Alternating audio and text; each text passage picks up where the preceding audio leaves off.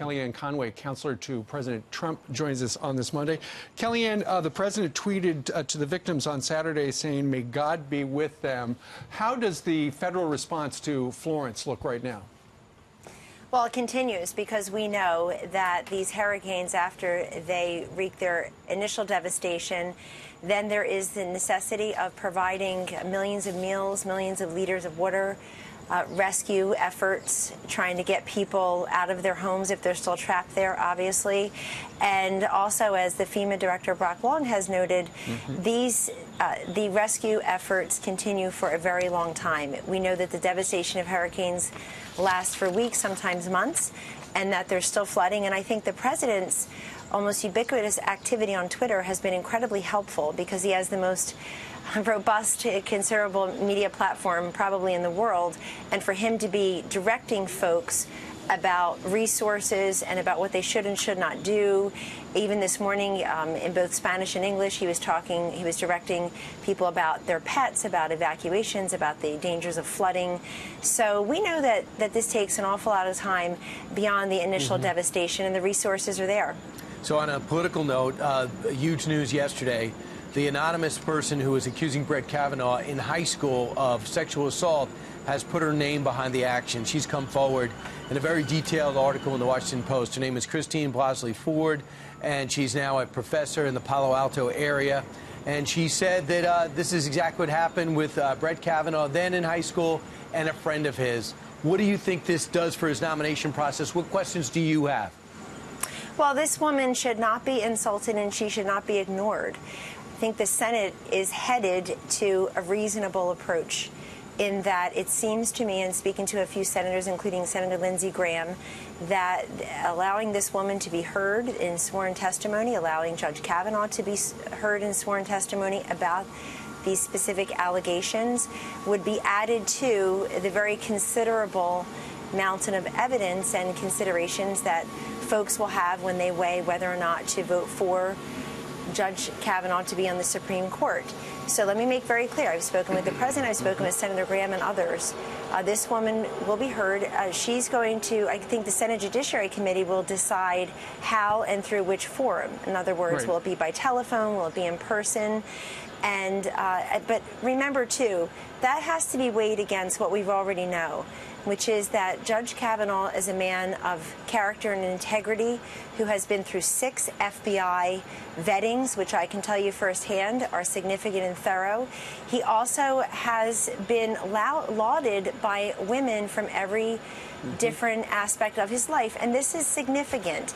This is very significant for a man of character and integrity to be spoken about so highly by women who maybe didn't vote for President Trump, maybe don't call themselves Republicans, certainly. In fact, many who don't. But women who went to Yale with him, women who were taught with him at Harvard, his many female law clerks, the mothers of the young girls that he coaches in basketball here in a Washington, D.C. suburb. This is important, the 65 women who knew him in high school. But let me make very clear again, for those who just want to slice and dice what's being said today on behalf of the president, this woman should not be ignored and should not be insulted. She should be heard. Now, let's make very clear, those Democratic senators had no interest in the mountain of evidence about Judge Kavanaugh's character and integrity. They had no interest in that whatsoever. One female senator spent most of the time talking instead of asking him questions. Another female senator lied about his characterization of a legal case and abortifacients. And we all know that Cory Booker restrained himself, I guess, with humility. He didn't call himself Jesus, but referred to himself as Spartacus. So they weren't interested in Judge Kavanaugh's significant record and his character integrity as testified to by many women. Also, there are private phone calls that happen with judicial candidates, and that happened with Judge Kavanaugh as well. That would have been the time for Senator Feinstein to have posed to him a sensitive matter such as this, and so it sounds like she failed to do that. You have a problem with the timing. This woman asked for anonymity, and it sounds like the chain of trust and chain of custody of that request was through the Democrats, and somebody breached that with her. And you had members of the media showing up. It's the Republicans, along with the Democrats right now, who are at least trying to give her a say in this. Kellyanne, this has just been released that her attorney is now saying she is willing to testify before the Senate Judiciary Committee. Will that happen? Well, the Senate Judiciary Committee members that I've spoken to say let that happen, but it should not unduly delay the vote on Judge Kavanaugh, who has given 24 or 32 hours of testimony by him and by others. And also, there were 1,300 written questions. This never came up. Those private phone calls, the private meetings. Judge Kavanaugh has met with 65 U.S. senators, and we all know there were some who just couldn't find the time to do their jobs to advise and consent the President of the United States on his Supreme Court pick.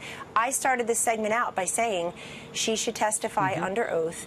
The Senate Judiciary Committee looks like they are headed that way. Judge Kavanaugh, who has categorically denied these allegations, will also have an opportunity to address them under oath. Wow. And let that be part of what everybody considers before they cast a vote. Right. And let's not fool ourselves. Remember, folks, that long before this happened, there were Democrats who said they would not vote for Judge Kavanaugh, and they wouldn't vote for anybody that President Trump nominated to the Supreme Court. Let's remember that.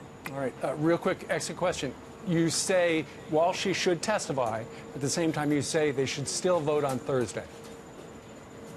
Well, that's up to the Senate Judiciary Committee, and we respect the process that they put in place. Everything else is going on, and those calling for a delay in the vote, we're saying so, number one, absent her testimony and his testimony as to these allegations, these 36-year-old allegations, and number two, they were saying that because they're going to vote against him no matter what.